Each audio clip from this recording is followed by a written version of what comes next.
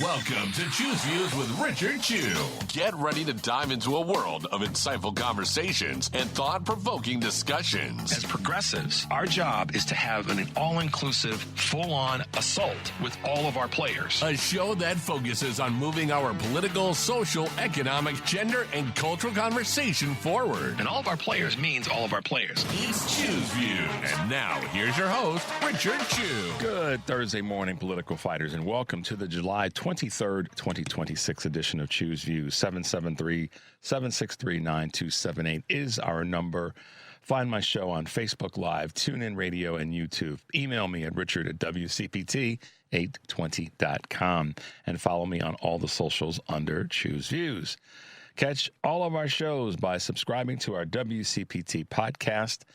And, of course, you can catch those on Apple Podcasts, Spotify, Amazon Music, and iHeartRadio. There you can also get Choose Views featured interviews. Joan Esposito, live, local, and progressive, driving it home with Patty Vasquez. It's The Democracy Stupid with Edwin Eisendrath, Out Chicago, and our other great shows and interviews. And also in the evenings, The Politics Bar, The Matt McNeil Show, and The Gailey Show. Tomorrow, here on Choose Views, folks from The Politics Bar will be hanging out with us, Jody and Sean. And then Karen will be here, so it'll be kind of a fun day. Make your way over to heartlandsignal.com because of the great work that we've got going on there and some of the articles that you guys can check into and like and share. Let's see what's sounding good today. Probably the biggest one of all is Ilhan Omar. Elections are not decided by the biggest check. They are decided by ordinary people like those of us in this room. They are decided by the people who show up. Let us show this country that organized people always beats organized money. What a great clip. What a great statement by Representative Ilhan Omar. Ilhan Omar. She has taken, since she became elected as an official, as a congresswoman, she takes hits all the time.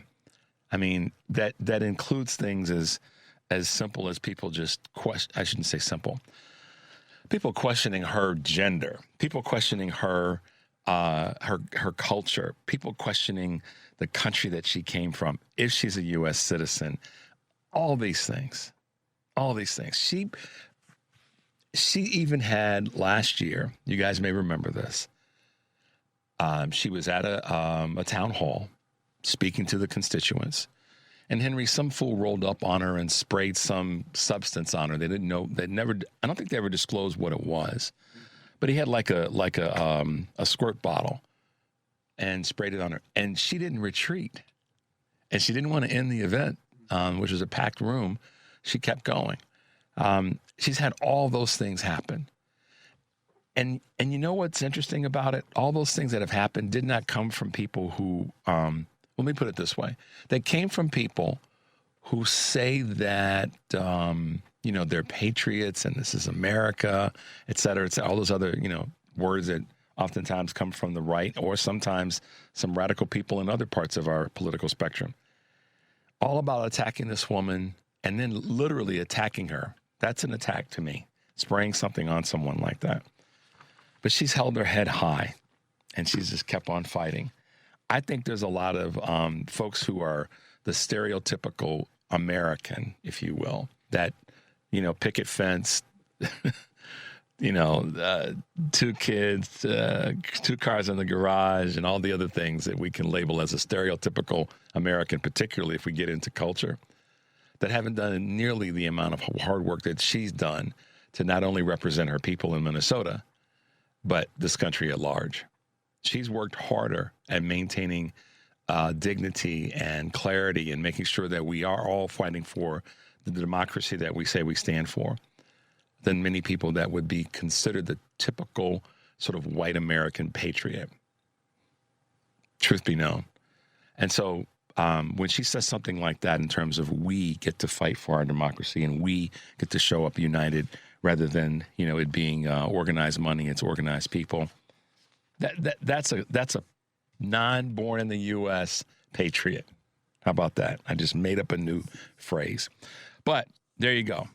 You'll find that kind of great work over at heartlandsignal.com. So you want to make sure you're checking out all that we've got there. On today's show, I'll be joined here in studio by my good friend co-hosting the show with me today, Rico Mowatt. Can't wait to have him here. We'll be talking with guest Emily Williams, who is a host of the Webby Award-winning podcast Beyond Voting. So I'm looking forward to talking with her about a few things. And that'll be in the 6:30 hour. Rico will be with us for the rest of the show. At 7 o'clock, we'll be talking with Chicago Financial Future Task Force co-chairs Karen Freeman Wilson, who's the president and CEO of the Chicago Urban League, and Jim Reynolds, who is the chairman and CEO of Loop Capital, one of Chicago's, if not the nation's, leading financial groups. And Jim's a great guy, just a phenomenal person and a phenomenal business person. And then in studio with us in the 7:30 hour will be the president and founder of the Public Rights Project and Foundation, Jill Habick. Jill is one of those voices that's been with us before. And as you guys may know, she is one of those attorneys that's made it very clear that public rights and human rights work hand in hand, and you will not abuse either of those. So Jill will be with us in the 7:30 hour, so I'm looking forward to all of our guests as always, and we will keep you guys plugged in. And by all means, make sure to give us a call. Just because we don't always get you on doesn't mean we don't catch your thoughts or your comments, and we try to speak them on the air if we can't get you on the air.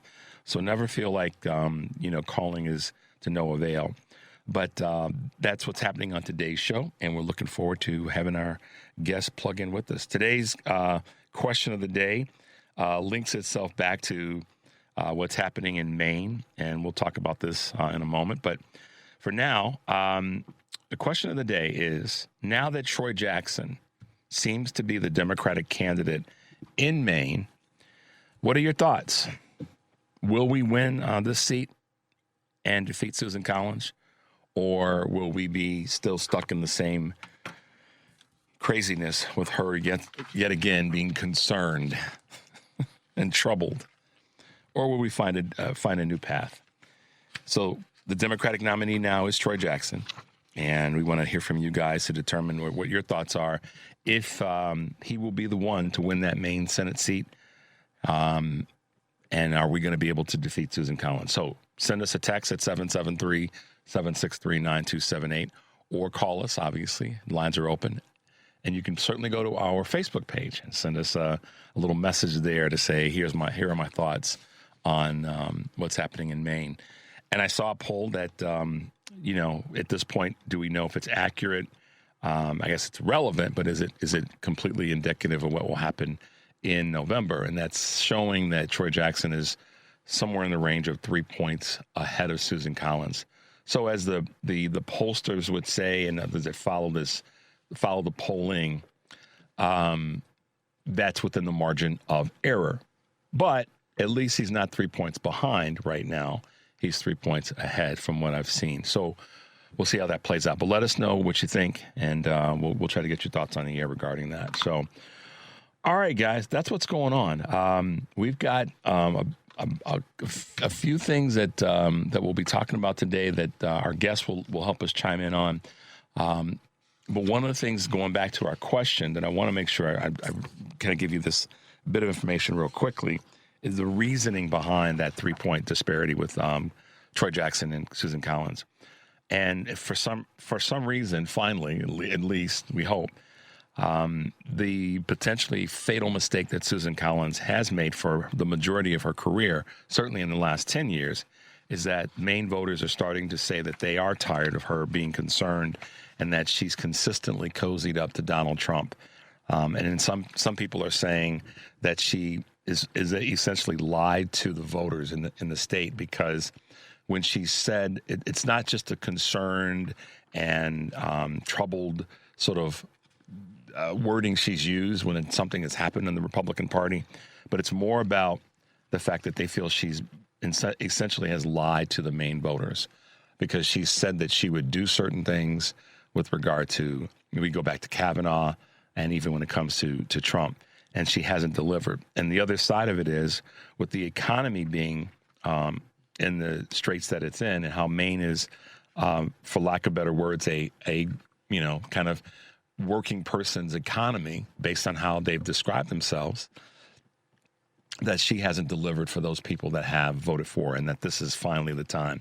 So my fingers are crossed. I don't know if that's going to do anything, but certainly talking about it and bringing it to the table with our show will do what we can to help Troy Jackson in this movement that seems to be happening in Maine. So there you go. Let's take a quick break, guys. The number is 773-763-9278. You're listening to Choose Views on WCPT, AM 820 in Chicago, and WARR 1520 AM and 103.5 FM from Warren County, North Carolina. And now AM 950, the progressive voice of Minnesota. I'm Richard Chu. We'll be right back.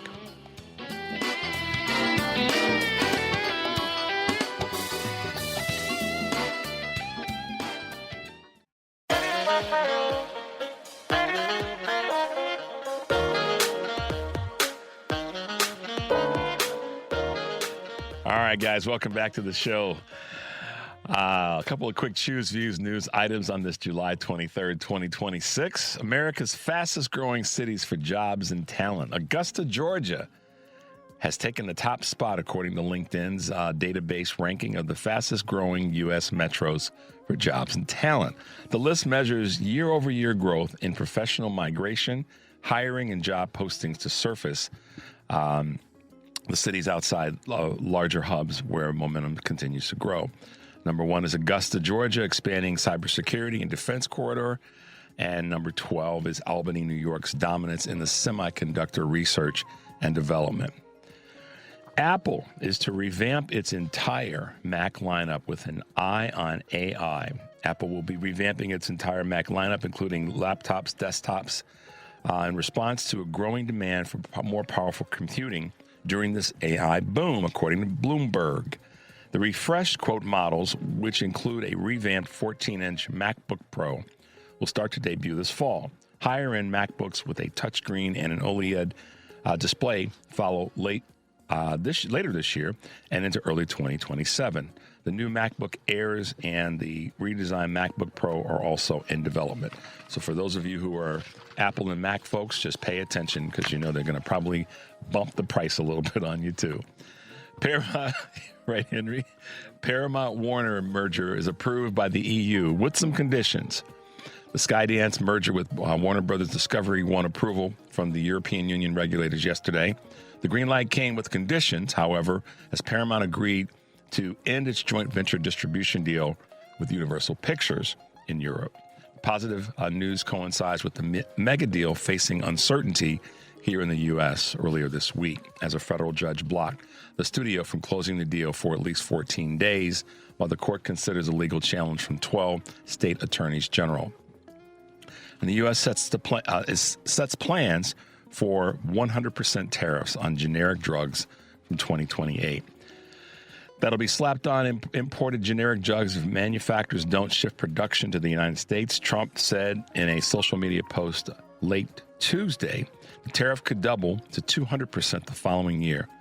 Bloomberg notes that the levies, if are implemented, would upend supply chains and keep medication costs lower for millions of Americans. Ultimately, steep tariffs would likely raise drug prices and limit U.S. supplies. And we've already seen signs of that happening. Taco Bell is wooing customers spooked by the parasites with $1 items. They'd like to have you back in the stores, and they're willing to hold the lettuce.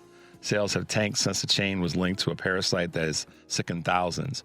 It's now offering diners with lettuce-free stuffed tortillas and nacho fries for $1 a piece. So there you go. And then last but not least, 2026 retirees could incur health care costs in the range of $185,000. Baby boomers set to retire this year are expected to shoulder higher health care costs, according to Fidelity Investments. The financial service company estimates that a 65-year-old retiring in 2026 could spend an average of $185,500 on medical expenses in their golden years, which is a 7.5% increase from 2025. Research indicates the surge is linked to rising healthcare costs and chronic conditions. Per Fidelity, 54% of working-age people wrongly assume that Medicare will cover all of their health care expenses once they retire. The other reason that those prices, that service and services and care are going up is because of medical supply equipment is more expensive now because of what, Mike? Tariffs. Who do we hold responsible for that? The Orange Menace. So there you go, guys. A couple of quick Choose Views news items on this July 23rd, 2026. Today on Live, Local and Progressive, Joan Esposito will be taking your calls and talking to media watchers Mark Jacob and Jennifer Schulze. Brian Tyler Cohen, author of the book The Day After, How to Wield Power in a Post-Trump World, and Robert Pape, professor of political science at the University of Chicago. Live, Local and Progressive, weekdays 2 to 5 here on WCPT, heartlandsignal.com, and tune in. And then driving it home tonight, Patty will be talking with Mitchell Berman, candidate for Congress in the 1st Congressional District of Wisconsin, and more. Driving it home with Patty Vasquez, weekdays 5 to 7 here on WCPT, Heartland Signal website, tune in, YouTube, and Facebook. And then tomorrow on Choose Views, I'll be joined by Rick Smith, host of The Rick Smith Show, weekdays 5 a.m. here on WCPT. And Karen Byrne of True Blue Politics Podcast, Sean Pierce, and Jody Hamilton of the Politics Bar, now airing weeknights 7 to 9 here on WCPT. And Richard Carlbaum, the chair of the Minnesota Democratic Farm Labor Party, also known as the DFL. So, lots going on. Check us out. Check out all of our shows. Make sure you are landing your plane, your dial, your whatever you use right here at WCPT, heartlandsignal.com. All right. Today's segment of Something to Chew On. And I'll ask the question, a different question than our question about the main Senate race, but another question. Is there a cover-up in the actual deaths and injuries that have been sustained by our military servicemen and women when it comes to the war in Iran? I watched a segment yesterday on MS Now where they were talking about the service in terms of the men and women who were killed and, bringing them home. And led me to do a little bit of thinking, and I reached out to actually someone that's been on our show before, Ahmed Baba. And we're talking about this from the perspective of what are we not hearing? I said yesterday that one of the things that's, if Hegseth were prepared to really ask for this money and be ready to get it, it would seem to me he would have been prepared with numbers and specifics and all the things that, if you're making a proposal to some group or an individual, you have all that stuff ready. There was no sign of that. And the conversation that keeps coming back is how many people who've been injured do we not know about? Because we know that one of the reasons that, when you don't get permission from Congress to go to war, then you don't get permission. You don't have things in order that are required by Congress to stay in the war. And one of those is casualty reporting. And according to The Intercept, they revealed that the Department of Defense withheld data on dozens of military injuries that have been sustained during the strikes in Jordan.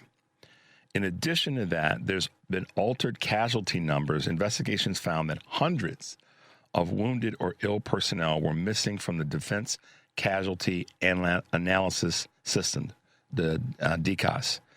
And the official tally was once adjusted downward by 15 casualties without public explanation. So, does that then lead us to think that there may be a cover-up of the U.S. service member deaths? Obviously, the Pentagon has faced criticism and intense scrutiny for underreporting and potentially withholding and or shifting the data from the overall troop casualties.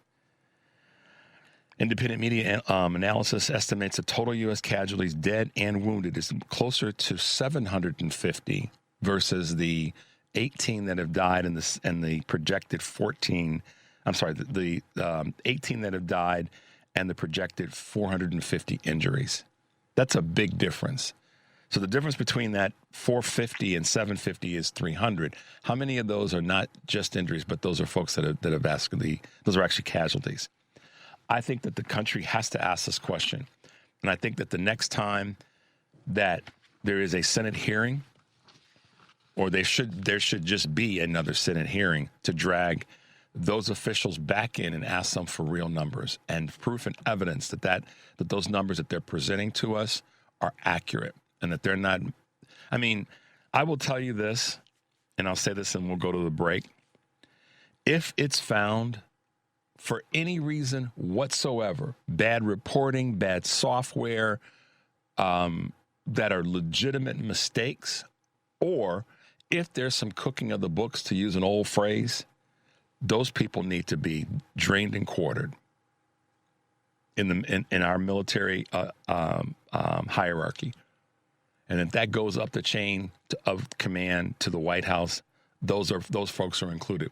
I will tell you this, I rarely go here, and I'm taking the gloves off on this one.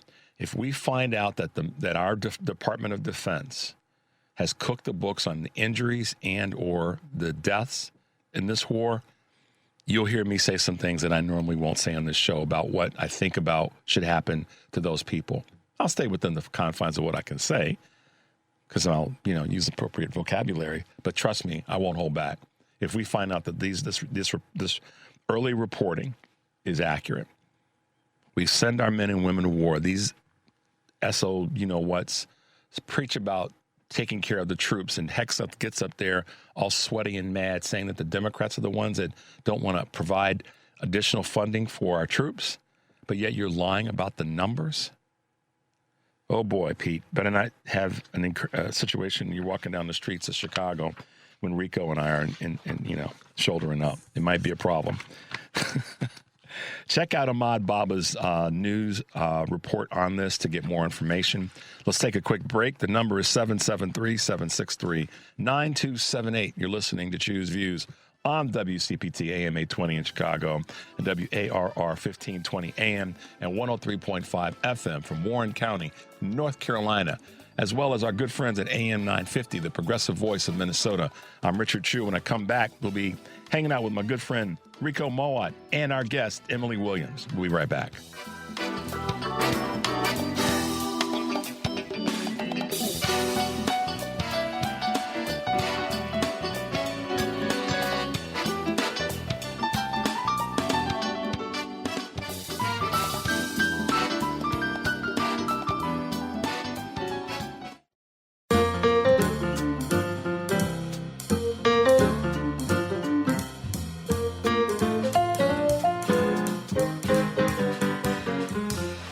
All right, guys, welcome back to Choose Views. If you were just turning in, I am Richard Chu, and I appreciate everybody being with us this morning. As I said earlier in the show, my good friend Rico Mowatt is hanging out with me this morning in studio. Glad you can be with us.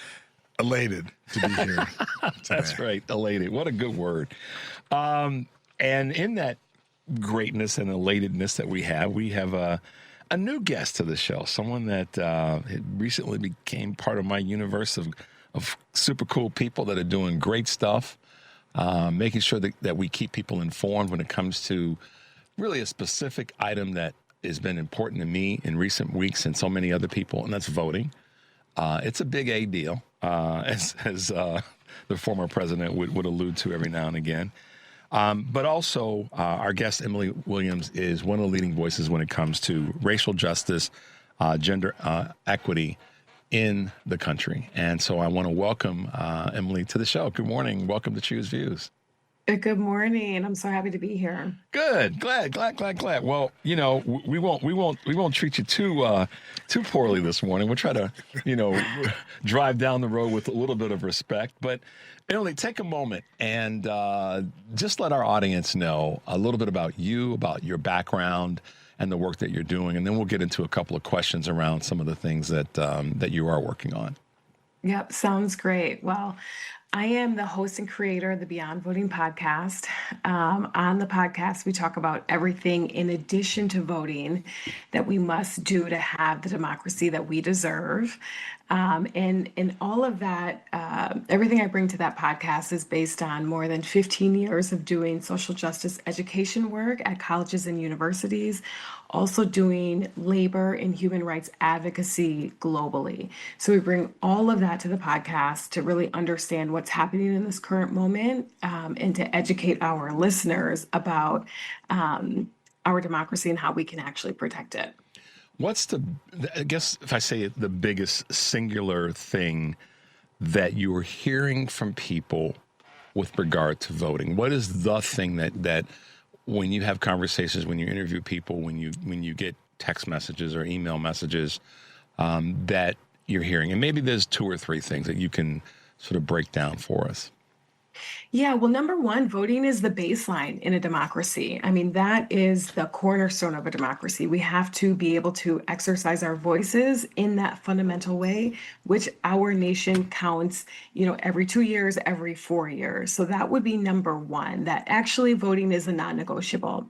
But number two, that we can't only rely on voting and expect to have the democracy we deserve, because as we see right now, if we only rely on voting, then it's subject to manipulation, and our elected officials have leeway to do many more things that could potentially have a negative impact on our lives, and we don't have a voice into that. So we also have to be engaged beyond the ballot box. And then three, the main thing that I'm hearing is that people are overwhelmed, not sure how to understand this current moment, not sure how to maintain their own personal mental health and well-being while also staying up to date with what's unfolding in our democracy. What do you think when you go back to this, your second item? Why do you think that people are feeling that way about this conundrum that we're in? I guess you could put it that way. Why do they feel as though our democracy is being tampered with? What are you hearing? And what's their real like? Here's why I'm feeling this way, or here's where this is coming from. What is your take on that? Yeah, I mean, I think people are well aware that there has been attacks on our rights. We could look at the attack on the Voters' Rights Act. We could look at that the SAVE Act just passed the House yesterday. And I think, even this conversation about the 2020 elections, and calling the results into question, I think people know that is, that those are attempts to take away the rights of the vast majority of Americans. Yeah, one of the things that's been a conversation that everybody's having as it relates to taking away is this. I guess I'll put two words together: suppression and depression. And the depression attempt by the folks on the right, certainly not the folks on the left, it's just calling it as it is in trying to intimidate, trying to make people feel like their vote doesn't matter, and trying to make people feel like their vote, even if it's cast, is not going to be counted. So there's a depression and suppression attempt, and we're not even there yet to the day or the week leading up to this a vaunted midterm election. What are you hearing from people in that space in terms of the depression and or suppression attempts before we even get to the voting day or the voting week? Right. Well, I mean, voters are well aware of what their daily realities are like. I mean, things are much more difficult for the average American than they were this time 3 years ago. And people know that. Not to mention that this president is wildly unpopular. And so people are making that connection that inflation is high. It is difficult to meet everyone's daily needs. People are not pleased with the policies coming out of this administration. They're seeing people be, rounded up on the streets, people who they know and love. And so, most Americans think, okay, I'm going to make my voice heard in November during the elections. But then they hear coming out of the White House and other places that, all of these challenges to the way that we've done voting in this country for a very long time. And so I think it's both people's daily realities, which is probably contributing to that depression, and then understanding that, the president knows very well that he's wildly unpopular right now. And so they can make the connection to his attempts to suppress the vote in a variety of ways. Do you think that there's any I guess, substance or truth, potential truth to this idea that the administration is going to, try to unleash ICE at the polls when we get closer to the voting week? I've stated my opinion on that a number of times, but what are your thoughts when it comes to that conversation? I think we can't put anything past this administration. And I think the amount of resources that they have put into ICE certainly would indicate that they intend to deploy ICE in any way to protect their administration.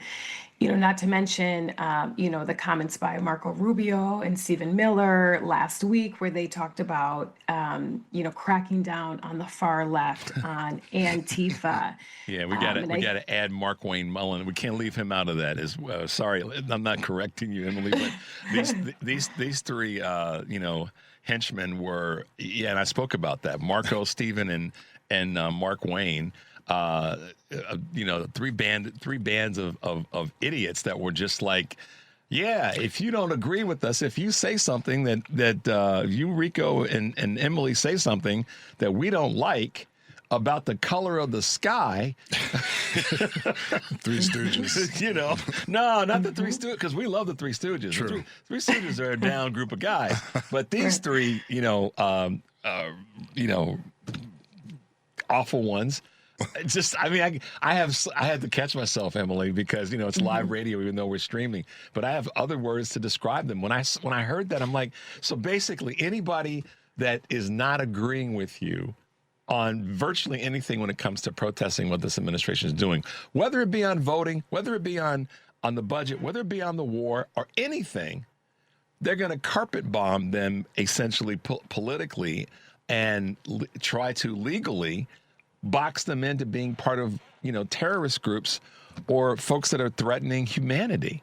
That that's insanity. It just is.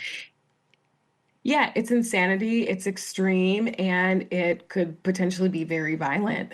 And I think that that's also paving the way to crack down on these groups who are actually upholding the integrity of elections or who are fighting to uphold the integrity of elections. And so it is certainly extreme. And, again, we just can't put anything past this administration.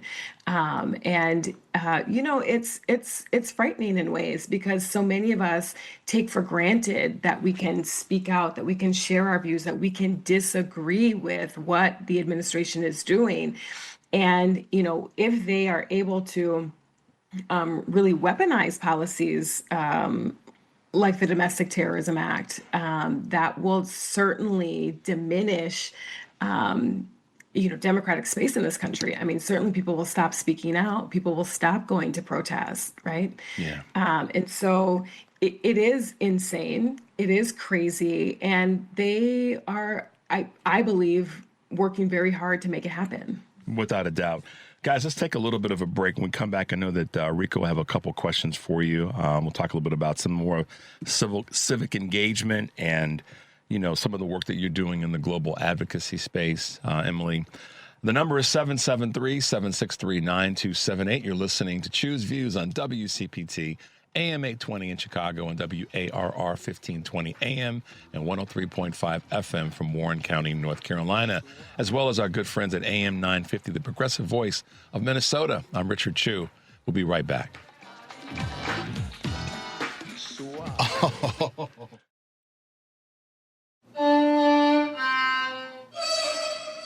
Let's be honest. The National Symphony may not be in his future, but he wanted to try violin.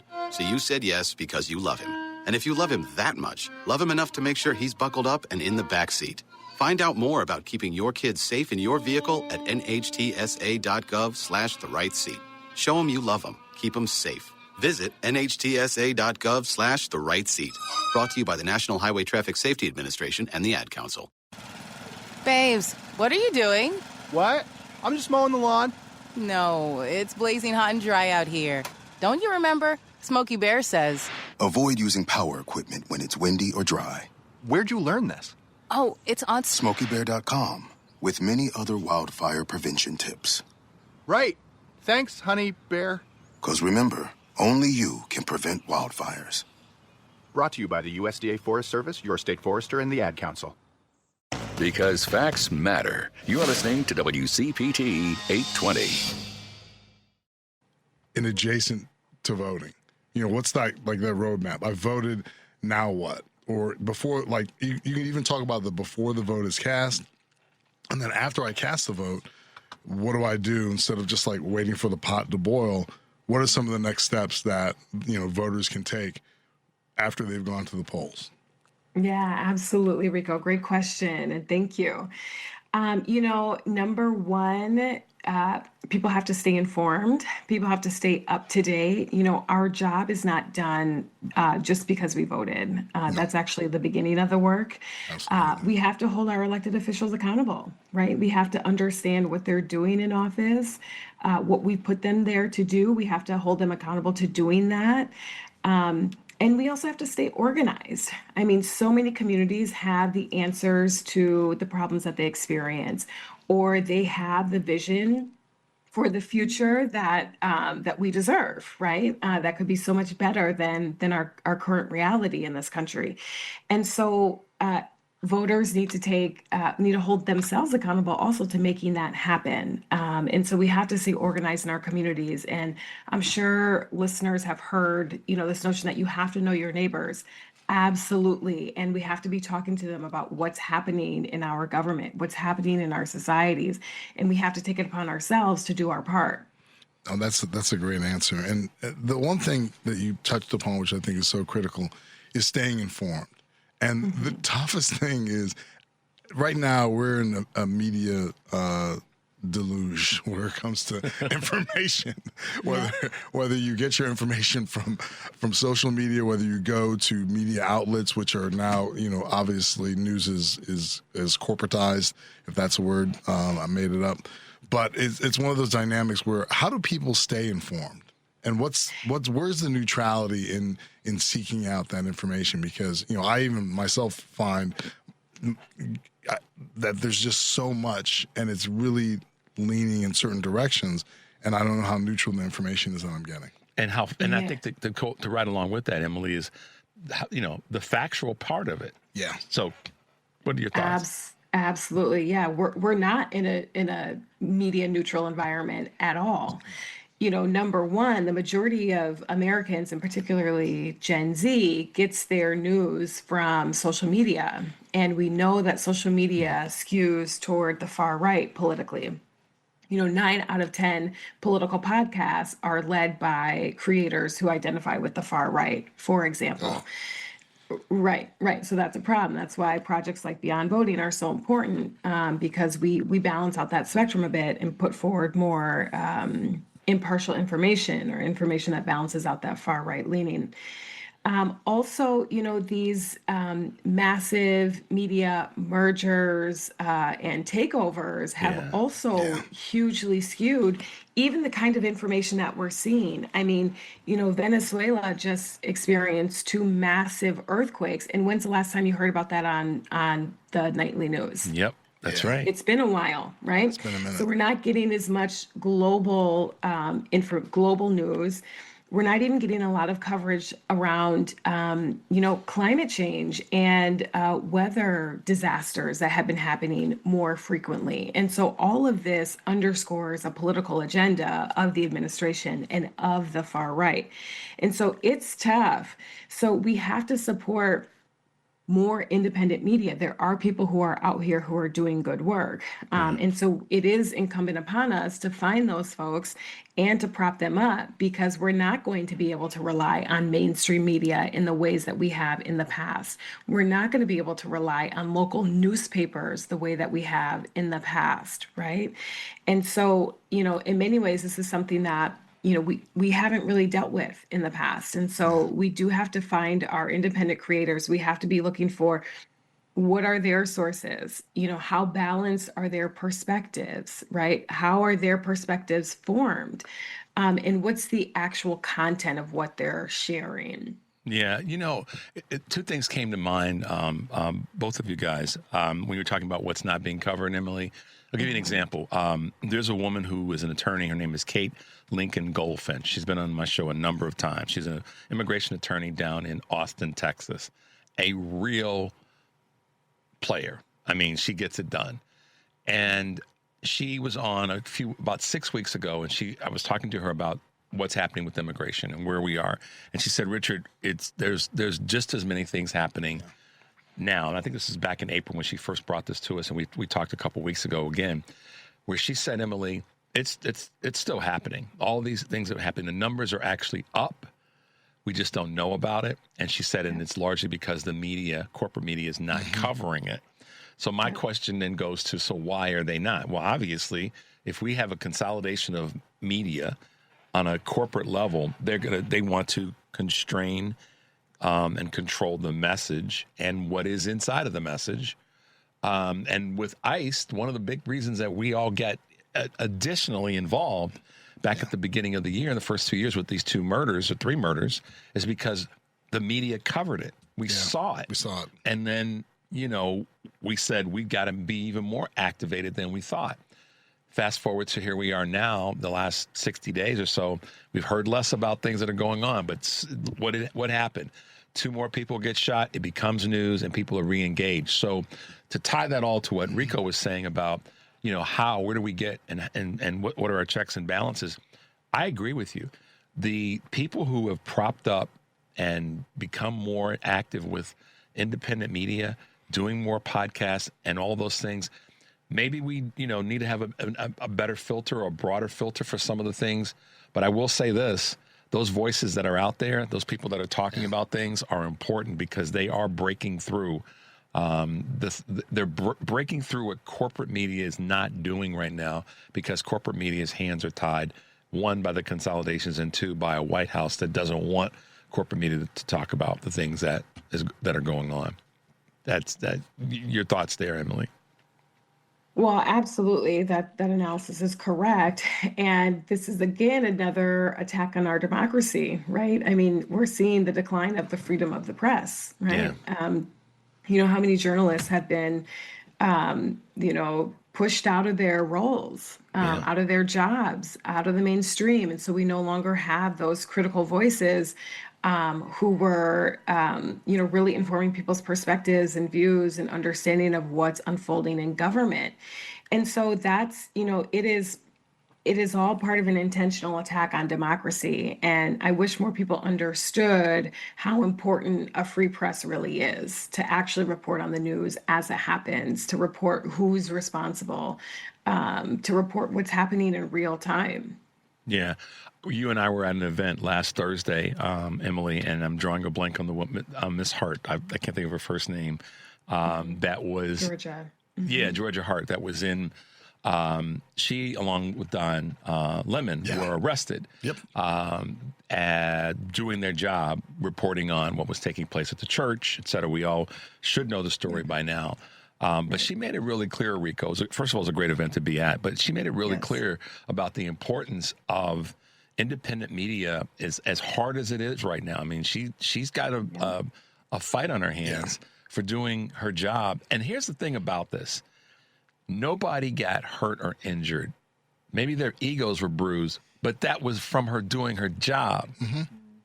That's at the end of the day. At the end of the day, that's all it is. There have been people we've got a White House and an administration that wants to let people out and write them a check for harming people and storming the Capitol. But we have which ain't their job. No.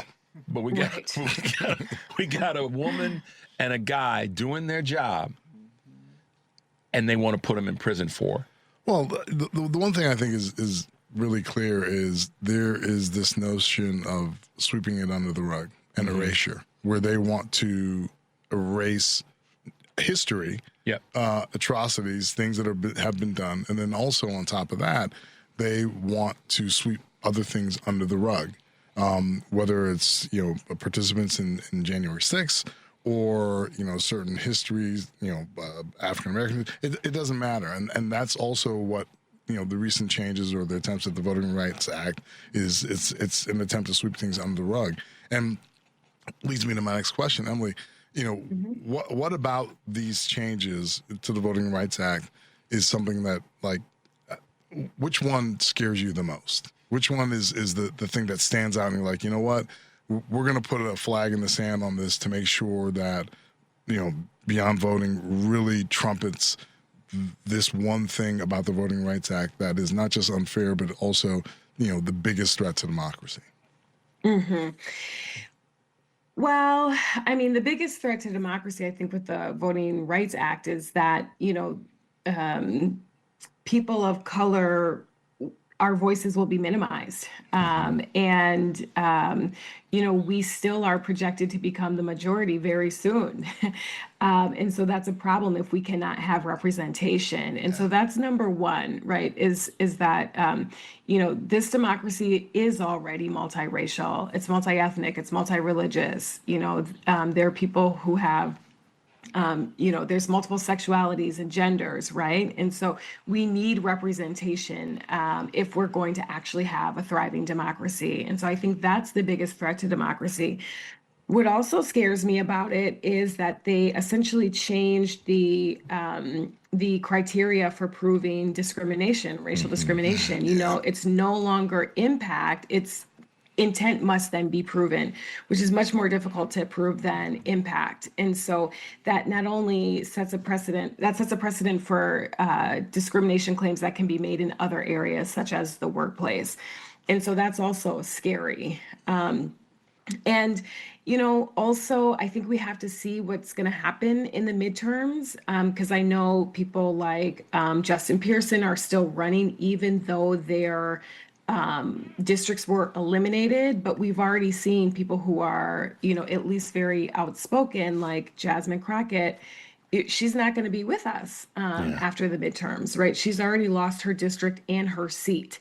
And so I think we have to see what's the impact in November, so that we can take full stock of how, the gutting of the Voters' Rights Act, what impact it actually has on our democracy, and then what we need to do about it. I know people are already active in getting people registered and raising awareness. And, like I mentioned, some people are running despite their districts being eliminated. Right. But we're going to have a much stronger response after we see the full impact in November. Yeah. That's unfortunately, we know what's coming in part, but we will need some results to say this is how we're going to respond. Emily, thanks for being with us this morning. Real quick as we wrap up, how can folks find you and the work that you're doing? Yeah, absolutely. Well, you can listen to the Beyond Voting podcast anywhere you stream podcasts.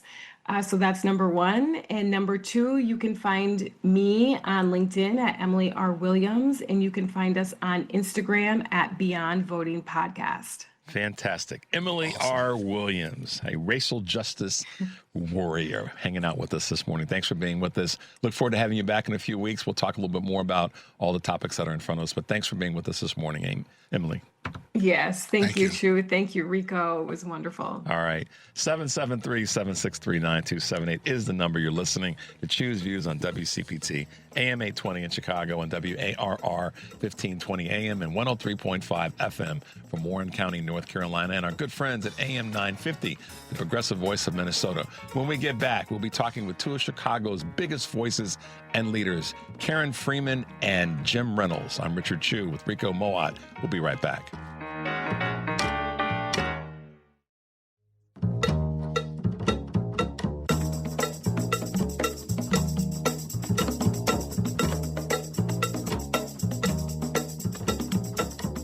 Welcome back to Choose Views with Richard Chew. All right, guys, welcome back to Choose Views, and thanks for being with us this morning. Thanks to Emily Williams for spending some time with us. Check out her Beyond Voting podcast. It's important right now as never before, and I do mean that. And also to my man, Rico Mowatt, who's in studio with me today. I say this oftentimes because I like to give folks their flowers while they are alive. My auntie Lillian told me this when I was 15. Don't wait till folks pass away. And that's become popular in recent years. We have in Chicago some of the best leaders in politics, in social services and social organizations, in business. And with us this morning are two of those folks. I believe we've got both with us this morning, certainly. The CEO, president and CEO of the Chicago Urban League. That's a mover and shaker organization, Rico. Without question. Without question. Is Karen Freeman Wilson. Good morning, Ms. Wilson, and welcome to Choose Views. Good morning. It's great to join you today, Richard. I appreciate all of the work that you do and, love listening to your show when I get an opportunity. We're up early in the morning, Ms. Yes. Wilson. I know it. Yeah, a little bit before my time, I have to tell you. I've had a number of people say, Chew, I want to be on your show, man, or I want to listen to your show, but I got to catch the podcast a little bit later in the morning because, I'm not awake just yet. And if I am, I'm not paying attention. So, but thank you for those kind words, Ms. Wilson, and thank you for being with us this morning. I have to apologize going out of the gate. Jim was called away to another matter. Okay. So it looks like you just have me this morning. Well, we're going to take just that, right, Rico? We will. Gladly. Happily. Gladly. Do our listeners a favor, because, we broadcast obviously here in Chicago, but we're also in North Carolina, we're in Minnesota, and we stream all over the country. So I make this statement oftentimes, Karen, that is, everything that goes on in a local municipality now is in Chicago, or if it's in Des Moines, Iowa, impacts folks in other communities because of how we are a dotted line society when it comes to policy, when it comes to, and the list goes on. So take a moment and share with our audience who you are and what you do. And then we'll get into some of the meat of the conversation around the Chicago Financial Future Task Force. Sure. So I'm Karen Freeman Wilson, President and CEO of the Chicago Urban League. The Urban League is one of the local affiliates for the National Urban League. There are 93, and we are one of the oldest. The National Urban League was established in 1906. We were established in 1916, and so we are 111 years old. And our purpose when we were initially established was to help Blacks who were migrating from the South to Chicago to establish themselves in terms of housing, education, employment, and business. And today we are yet engaged in that same work. We have expanded it to entrepreneurship, to workforce. Certainly, we have a leadership practice, one of the premier leadership programs in the city with impact. And we do that through programming, research, policy, and advocacy. Every 2 years, it's coming up in 2027, we publish the State of Black Chicago that really looks at the progress of Blacks in Chicago. But we also partner with organizations that are dedicated to impact, to social justice, to equity. In Chicagoland, we go as far west as Forest Park, and we go as far south as Kankakee. Wow. So the Urban League, this is the question that I really want to ask you. There are other branches throughout the country because of the expanse of our country and the population, and we know that. Sure. And obviously, based on population density, they're going to be bigger in the top 10 cities in the country. But is there an organization, another organization, that represents a community with the depth and breadth that the Urban League does in the nation? Well, because of our programming, and to your point, because of the fact that we have locations and are deeply rooted in many of the communities that have both promise and challenge for Black folks, I'd have to say no. Okay. We're in New York. We're in Louisville. We're in many of the large Florida cities. We're certainly in LA. And because of that, and because we're fully staffed in those cities, there are really no organizations that are similarly situated that exist in all of these cities. Are we growing in the cities that we're in all of the cities, or certainly in the top 10 or 20 cities? Is membership, participation, activation growing, and you're seeing a deeper reach into the community because of the efforts? We're certainly growing, and it's because of the need. It's certainly because we understand that we have had to expand our offerings. For instance, we're involved in green energy jobs. Mm-hmm. We are involved in job workforce for returning offenders, and we're also involved in helping businesses to accelerate and grow. So it's no longer just startup, but it's helping businesses to grow and become sustainable businesses that they can pass on to the next generation. And it seems as though with that kind of involvement post-startup, the spread of the value and the reach of the organization's impact just gets better and better as you've really developed the programs to help businesses sustain.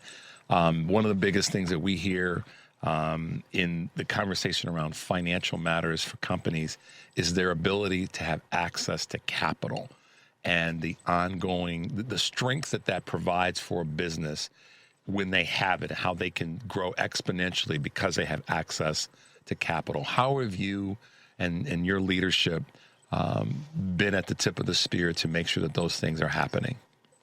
Well, we have worked very closely with both businesses and the banking community to ensure that businesses are not only capital ready, but that they have access to capital. What do banks want to see? How can we provide more grants even, and then leverage those grants into loans?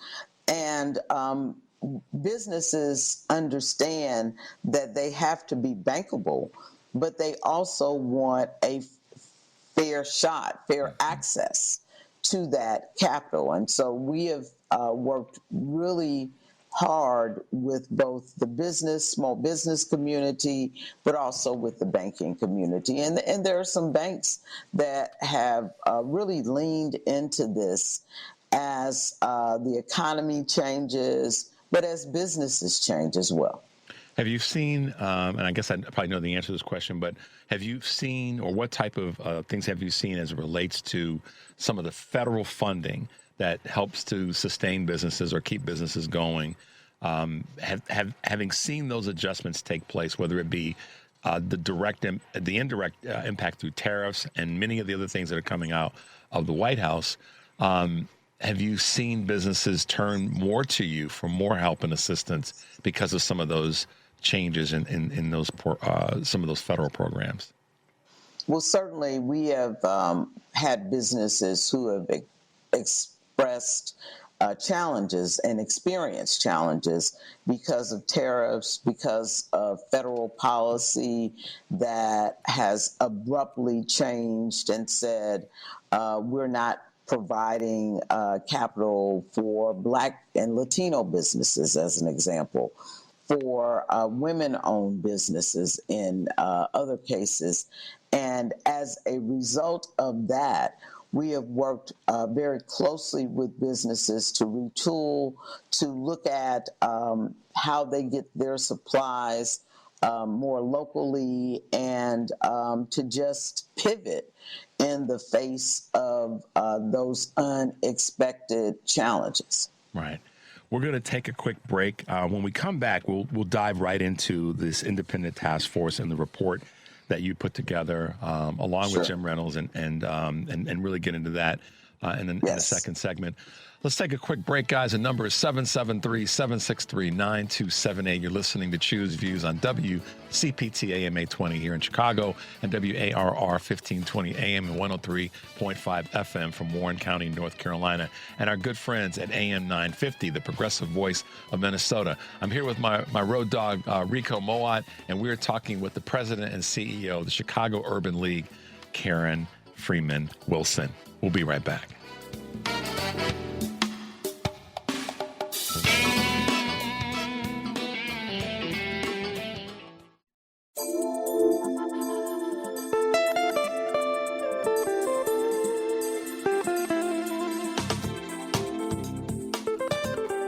All right, guys, welcome back to Choose Views. 773-763-9278 is the number. I'm Richard Chu. If you're just tuning in, hanging out with my good friend Rico Mowatt, and we're talking with the president and CEO of the Chicago Urban League, Karen Freeman Wilson. Miss Karen, talk to us about this wonderful report that you guys put together, how it came about, how it was assigned, I guess is the word I'll use, maybe not completely appropriate word, but how it came about and what have been probably the 2 or 3 key findings that people can take away from the report.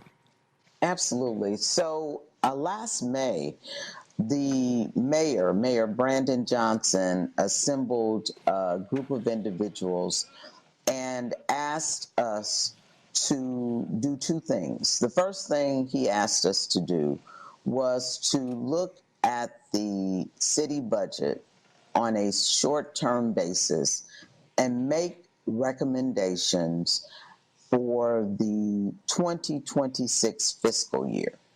So we were appointed in May of 2025, and we were asked to deliver an interim report in August, which we did, of 2025 that could be used in the 2026 budget.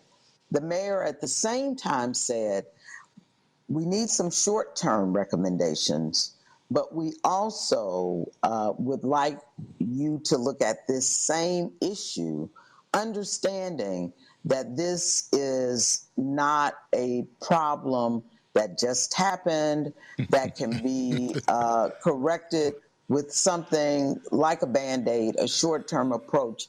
And so we want you all to be thoughtful, take some time, and come up with some long-term recommendations. And Jim and I chaired that report or chaired the task force together. People were, there were 23 of us along all types of along the ideological spectrum. And so, you didn't have everyone agreeing. Right. And so there was very healthy discussion, debate about the solutions, but there were a number of things. And what I will say is that the final report, you will find, is not as prescriptive as the interim report, because we were really geared towards what would it take to come up with a long-term fix for the city's budget. And one of the things that we thought was important was to help people understand the challenges and the structural deficit that the city of Chicago faces. There is just a consistent and persistent structural gap that wasn't created by Mayor Johnson, wasn't really created by the mayor before him. It is something that has gone on for decades because of increasing pension liability, increasing long-term debt liability, and just the fact that the revenue that the city has access to, the revenue that funds the city, is not rising at the same rate that costs are rising that the city has to pay to deliver the services that we as residents and we as those who expect certain things from government have come to expect. Wow. That's a mouthful. That's a mouthful, but it's that good bite of food that you get, and you sit down and go, "Wow, that was really good, and I need some more of it." You know what I mean? Yeah, absolutely. Rico, Henry, Without question. Mike, we need more of that, and I'm just so excited to hear you say it that way. You had 23 people in the room, or 23 people part of the task force, and y'all didn't all have to agree, and that's actually a good thing, because that's where you find all the other good stuff that you don't know about. You know this. You've been doing this for a little bit. So you used the word prescriptive. So we take last August, and that I'm thinking of some military terms here: strategic versus tactical. Yes. It sounds like the tactical approach was part of the 2025 assessment, and the strategic approach is part of the 26 and beyond. But you couldn't get there without doing something that is so important, and you know this as a leader. You got to look at history to see how did we get here. I think what's happened in terms of the structural issues, and I wasn't part of the task force. I would have probably given my baby finger to be a part of it for the learning. But honestly, I'm sure Rico would have given one too. But to that end, because we love Chicago and we want Chicago to continue to succeed, what was the thing that you took away when you look at the past, the current, and the future, that is probably the easiest thing to do or implement if the parties at B want to listen and say, yeah, this is the one this is the first thing we got to do? Well, I think that to the extent that there are some things that are within the city's control, there are a lot of things that require state action.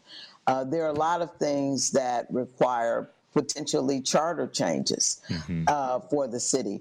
But one thing that we observed is that when we looked at New York, when we looked at LA, when we looked at Houston, the large cities in America, they do something that Chicago doesn't do, and that's really have a plan that costs increased, that the revenue increases on things that people expect to pay for.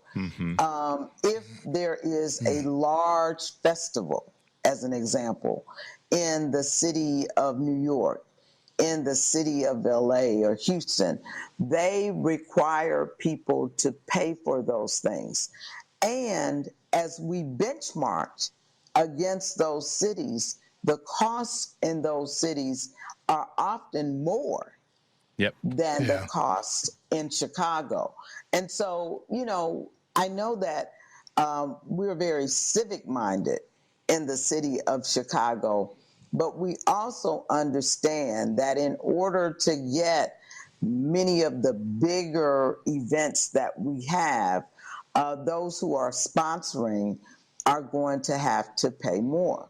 We also understand that in order to address the pension liability, in order to address long-term debt liability, there are changes that we may very well need in the state statute. And so there's going to have to be a partnership with state government. And there's an incentive, quite frankly, for state government to be in partnership with city government. And that is the fact that Chicago represents the economic engine for the state of Illinois.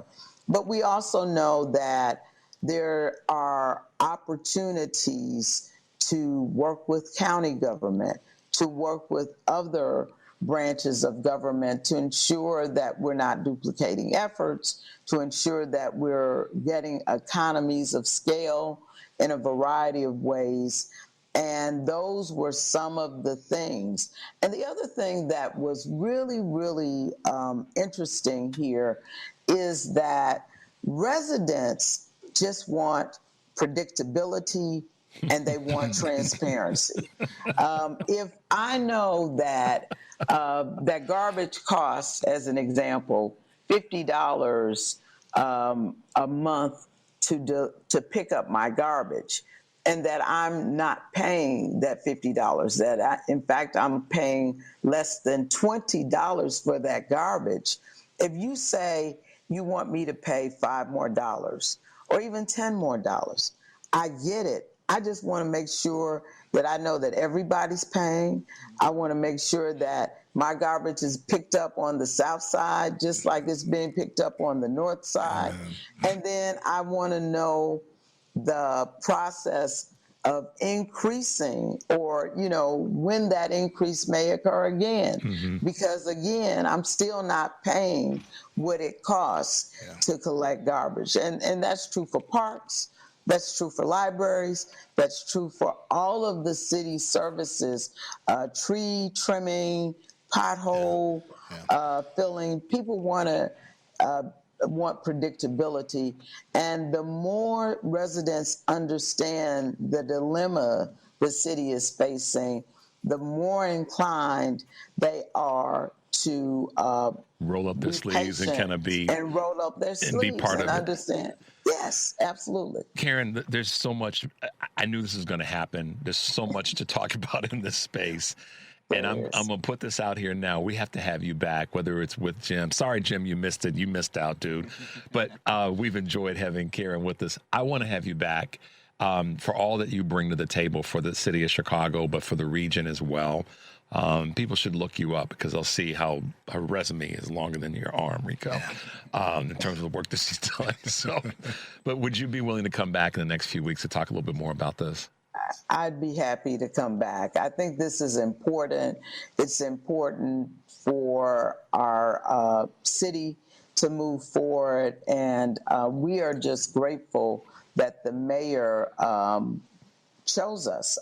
You know, both Jim and I mean, it was a labor of love, more labor than love sometimes, but it was a great opportunity to understand Chicago's budget and, more importantly, the solutions that are available to address the challenges that we face as a community. Karen Freeman Wilson is the president and CEO of the Chicago Urban League, one of America's best leaders right here in Chicago. That's right, y'all. Thanks for being with us this morning, Karen. We look forward to having you back, and we're going to hold each other to that. We're going to keep digging into this. So thank you so much for being with us. Stay safe today, and we'll talk to you real soon, okay?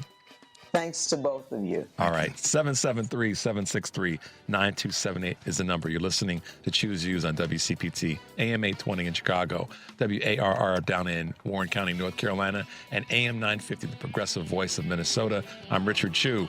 We'll be right back.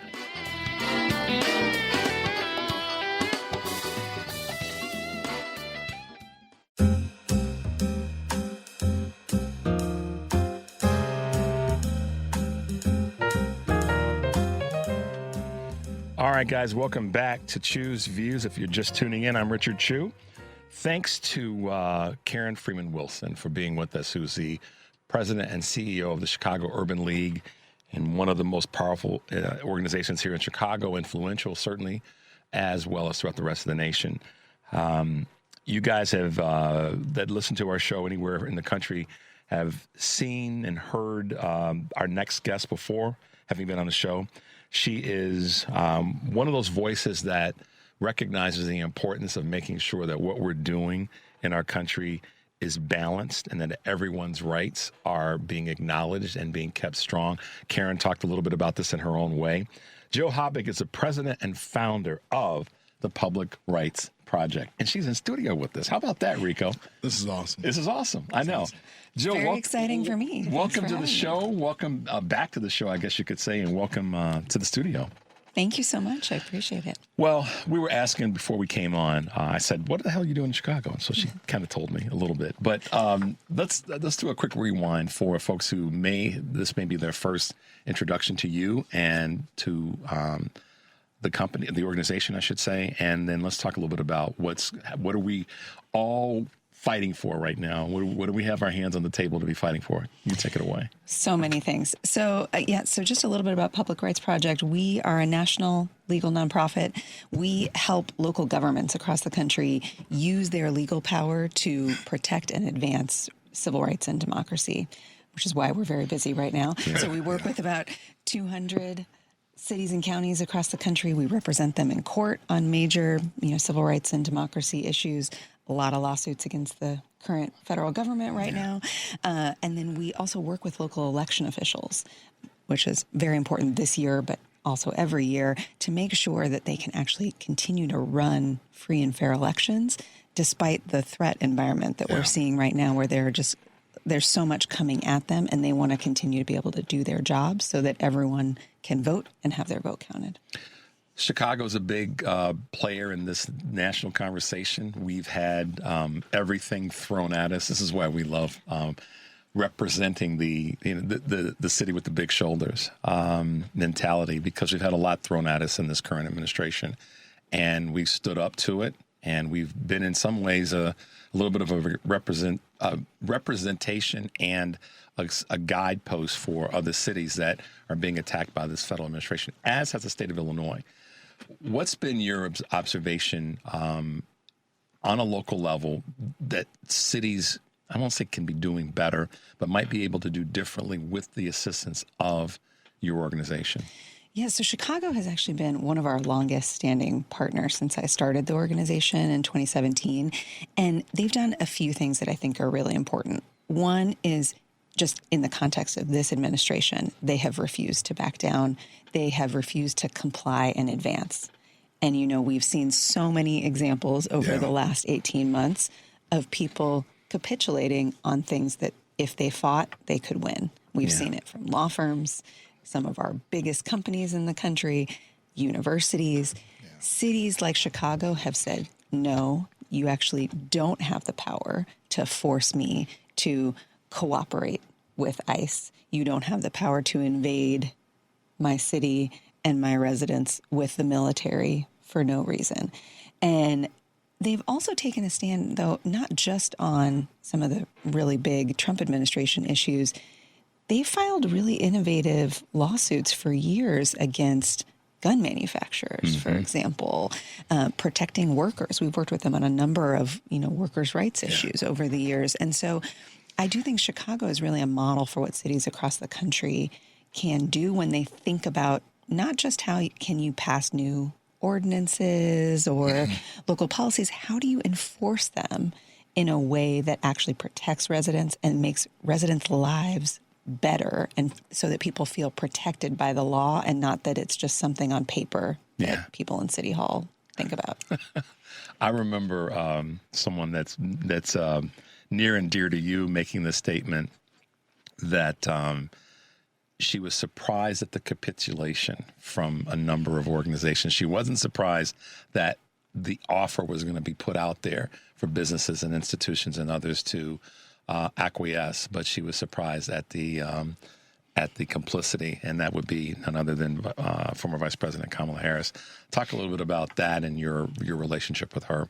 Yeah, so I've been really honored to work for her at a number of times in my life. I actually worked with her for 4 years in the California Attorney General's office. It's part of the reason I started Public Rights Project, because when I worked for her, I helped start a children's civil rights unit within the California Department of Justice, because she has always been really passionate about the rights of kids and the ways that government and systems have responsibility to kids. And when we fall short on those responsibilities, we can't be surprised when kids fail later if we've set them up to fail. And so I learned a lot from that experience that I'm bringing into Public Rights Project to really help cities and states across the country think about how to use the law more creatively to help people. But I have also been very surprised at the level of capitulation that we've seen. Because when you actually look at what's happened with those who have fought, they have, for the most part, won. Yeah. We're winning most of our cases against the federal government. We're protecting over $20 billion worth of federal funding. The federal government is 0-16 in the lawsuits trying to get the voter rolls from states. They ain't making it to the playoffs. No. That's below the Mendoza line. That is the epitome. 0-16. It's kind of interesting. We can use that as a number of games in a football season. 0-16. I mean, I knew this, but this is the reason I believe that we have organizations like Jill's and the people that are part of her team, because they know what they're doing. Yep. But they're also they're inquisitive enough and intellectually curious enough to say, what do we not know? What are some of our blind spots that are going to help us go into a community and help them find their blind spots so that they can be creative, as you said. Right. I mean, just thinking about the elections this year, one of the most common questions we actually get from election officials when they call us up to ask us for help is, can they do that? Some variation of that. It's like, do I have to pay attention to this? Is this a memo or is it a law? Right? Like, do I have to actually do something about this ridiculous speech or this press release or this letter? Or can I ignore it because this is noise? And so a lot of our job right now is helping election officials and sometimes other cities and things like that navigate claims from this administration to power that they don't have. Yeah, that leads me to a question I just thought of. What are you hearing from all the different cities that you represent, or sentiment that you might feel that's keeping them up at night? What are they seeing down the road and saying, okay, you know what, this is something that I think we need to pay attention to, or because you're talking about innovation in terms of even the countersuits or the lawsuits that they're filing.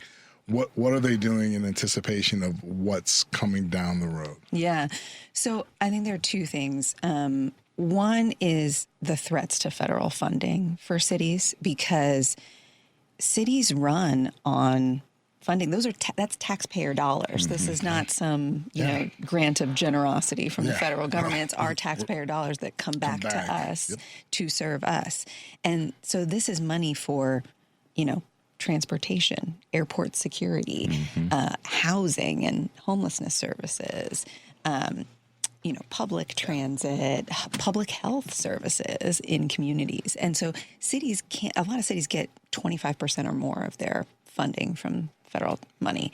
And so they cannot afford to lose it. And yet the federal government is threatening cities with all sorts of illegal retaliation in order to try to kind of hold federal funding as like a sword of Damocles over their heads. And so that's why we have so many lawsuits on this topic.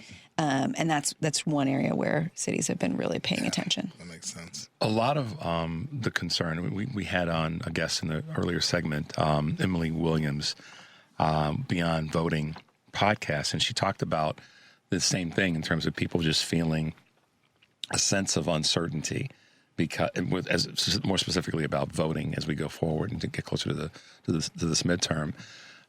Before we go to a break, address this a little bit as it relates to how we are we prepared legally? We've had a bunch of wins on a number of fronts, but do you see we are prepared? And if not, what are some additional steps that can be taken to be ready legally? It's one thing for a bunch of folks to show up at a poll and say, no, you can't tell our folks that they can't vote.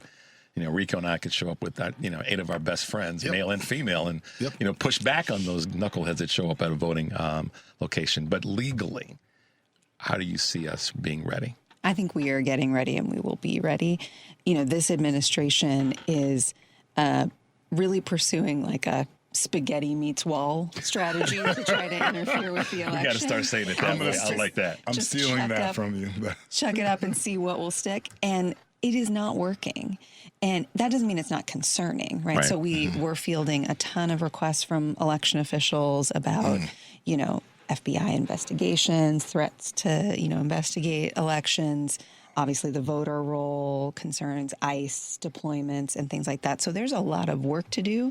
But I think the important thing for people to remember is they don't have power to do a lot of these things, and they are desperately trying to sow doubt and confusion the depression and the suppression. Yes, that justify federal interference, and our job is to make sure they can't get away with that. Yeah, let's take a quick break, guys.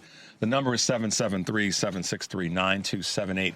You're listening to Choose Views on WCPT AM 820 in Chicago and WARR 1520 AM and 103.5 FM from Warren County, North Carolina, and our good friends at AM 950, the progressive voice of Minnesota. I'm here hanging out with my bestest of buddies, Rico Mowatt, and somebody that really knows what they're talking about, and that is Jill Hobbick, who's the president and founder of the Public Rights Project. We'll be right back.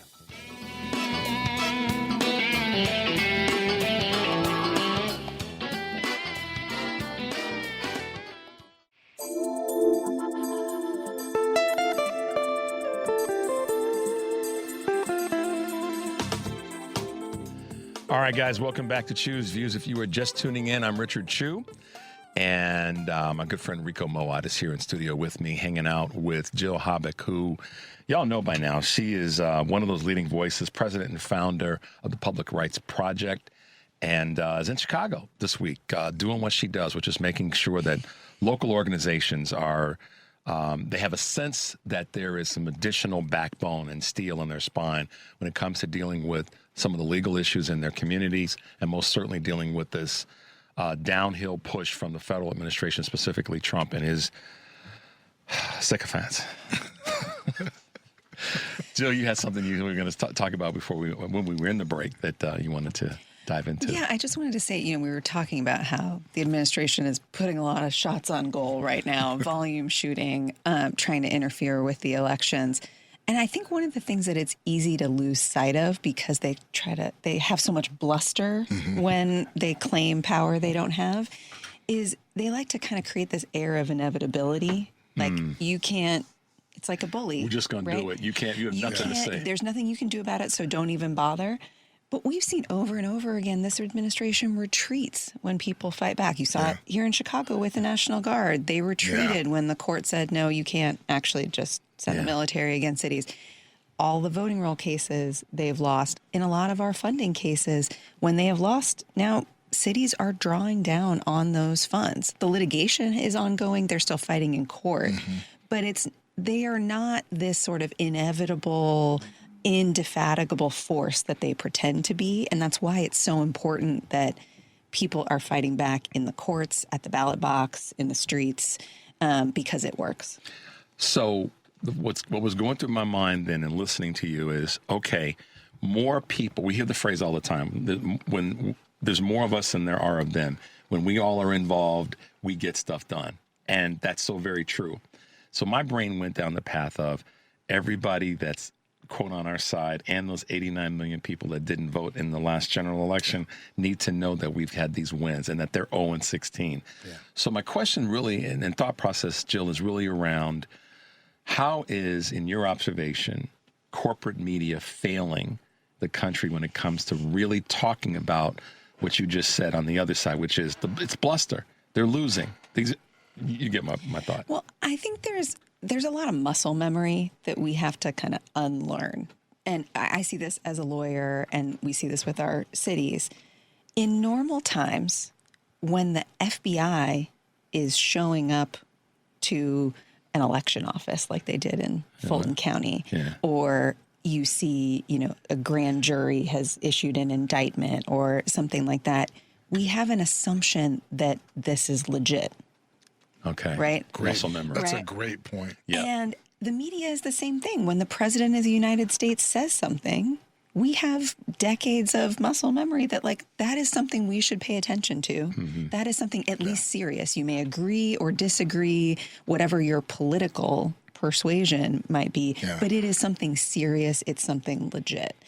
And that is just not an assumption we can afford to make in this time. We've seen over and over again between the Comey indictments, the Tish James, New York Attorney General indictments, the attempts to kind of go after anyone. We've seen this with our mayors. We have mayors who have now had to start legal defense funds.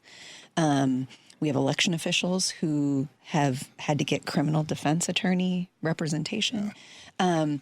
We cannot afford to just continue to assume, it's the Department of Justice, it's the FBI, it's the president. That must mean we should take it seriously. Right. And I think that's just hard to unlearn quickly, but we got to do it fast. Wow. I hadn't thought of it that way. Muscle memory about right. When that's such a great way of putting it. When they show up, you tend to think, okay, they're there for a legitimate reason.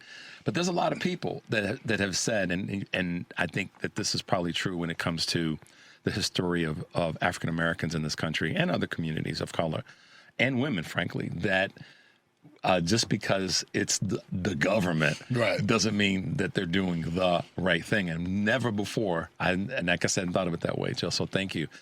Have we seen it like we're seeing it right now? Yeah, there's a certain level of pessimism that is now kind of entrenched in everyone's kind of political medulla oblongata in terms of how people are looking at stuff. Yeah. And I think that's a great point. It is unlearned because so much stuff is not presidential, is apolitical in terms of how they're moving and what they're doing, from retaliation to obviously suppression, and that's a great kind of analysis. Well, I think it makes the job of the local officials we work with even harder because they are in government. They are trying to prove to their own residents, government actually can work for you. I am trying to deliver for you. And they have other people trying to make it even harder to convince people that could even be possible, that the project of democracy, of self-government, of people power is even possible. And so I think that's part of why the litigation and the work that we're trying to do to organize cities to speak collectively and act collectively is so important. It's not just about defeating this particular illegal action or that particular abuse of power. It's also trying to show an alternative vision to the public of no, you can actually elect people who will have your back, who take their jobs seriously. And that's what we're trying to do. Is there a sense that but in different local communities that you go to that, and how do I want to put this? Some communities are at a different point on the scale of what's happening to them. Yeah. So what is it that is sort of your universal message that, for lack of better words and not to sound too pie in the sky, that we're going to be all right? Yeah, I think the general message that we talk with our cities about is be concerned but not panicked. And I think that's the message for the general public, for all of us too, right? None of this is normal. We should not treat it as normal, but that doesn't mean that we are powerless. And you'd be surprised, even, we work with a number of cities in places where they're getting pressure not just from the federal government, but also their states. And they are continuing to stand up and show up in court to fight back. Is that a situation, to get some clarification? So I'm going to run this out.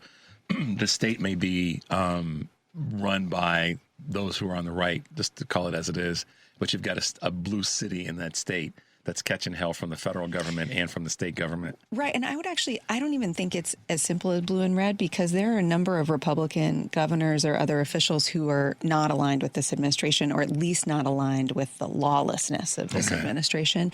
But when you have states that are, kind of MAGA aligned, cities like Nashville, Tennessee, for example, one of our most active partners. They've joined a number of our cases trying to protect public health funding, domestic violence funding, those sorts of things. Columbus, Ohio is another example. Kansas City. There are cities that are still willing to stand up even despite the risks. And I think that's a lesson for all of us, that we can all stand together.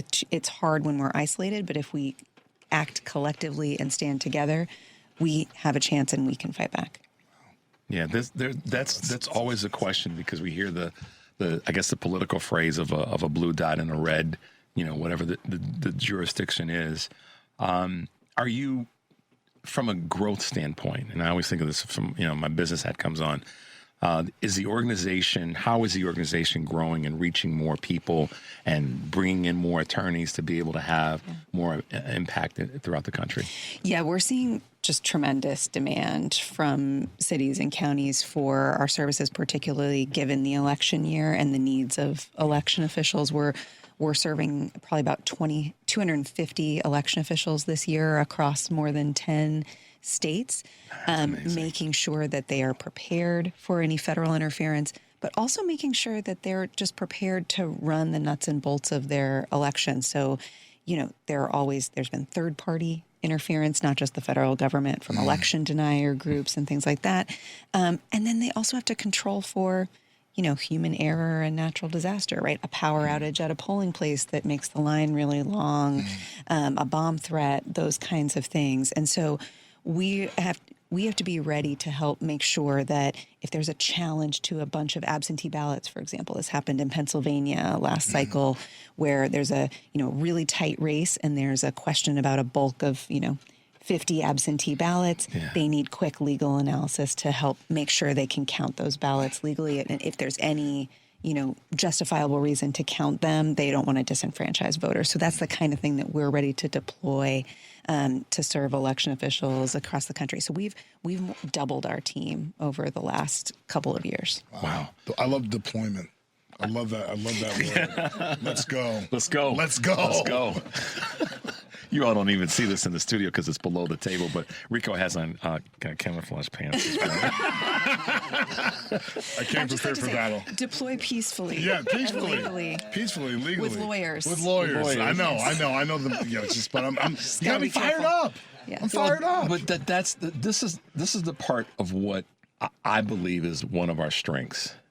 Rico and I joke around about this a lot in terms of our superpower. I think one of our superpowers is we have more than just one as a community. Is something that you said earlier and something that Emily said earlier in the earlier segment is the we part of this and the connection part of this and helping people remember that they have a stake and an opportunity to get something done. It sometimes gets I won't say forgotten, but we do have to daily remind ourselves of that because of the 0 and 16. That's a perfect example. We are winning there. Well, and the fact that the rule of law still prevails. Yeah. And that is the ties that bind that can be implemented and executed. Right. That are favorable. So there is stuff that can be done on grassroots level, and people always, what can I do? I'm so helpless. No, the rule of law still applies. And we've seen that even from within our network. So I'll give you an example. Chicago's used to doing large-scale litigation over the last several years on a variety of issues like we talked about.